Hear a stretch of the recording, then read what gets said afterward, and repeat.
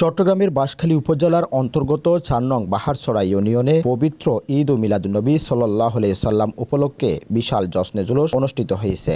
বিস্তারিত দেখুন মোহাম্মদ আমিনুল ইসলামের পাঠানো তথ্যচিত্রে। প্রতি বছরের ন্যায় এবারও আহলে সুন্নাত ওয়াল জামাত গাউসিয়া কমিটি বাংলাদেশ বাহারছড়া ইউনিয়ন শাখার উদ্যোগে এবং সর্বস্তরের সুন্নি জনতার সহযোগিতায় আল্লামা মফিজুর রহমান আল খাদরির সভাপতিত্বে গাউসিয়া কমিটি ইউনিয়ন সভাপতি কাজী মোহাম্মদ শাহাদাতের নেতৃত্বে ও খায়রুল বশর নাইমের সংশ্লেষণায় জশ্নে জুলুস ঈদ মিলাদুন্নবী সাল্লাল্লাহু আলাইহি সাল্লাম অনুষ্ঠিত হয়। ৩০ আগস্ট শনিবার সকাল থেকে ইউনিয়ন পরিষদ মাঠ প্রাঙ্গণ হতে জশ্নে জুলুসটি শুরু হয়ে ইউনিয়নের বিভিন্ন সড়ক প্রদক্ষিণ শেষে আবারও ইউনিয়ন পরিষদের মাঠে সমাবেশের মধ্য দিয়ে শেষ হয়।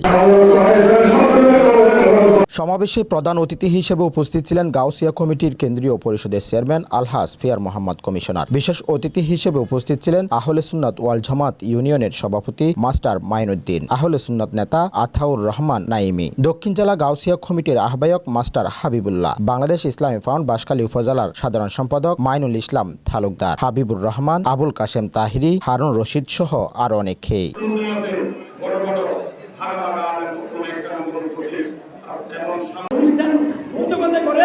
আমার আল্লাহ আয়োজন করে আজকে আমরা প্যান্ডেল করেছি, কিন্তু ওই অনুষ্ঠান আল্লাহ আয়োজন করেছেন, আল্লাহ কুদরতিভাবে প্যান্ডেল সাজিয়েছেন।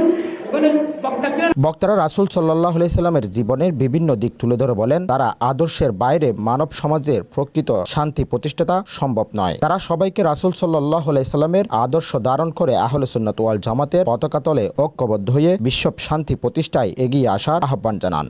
Mohammad Aminul Islam, CTG channel 9, Chittagong.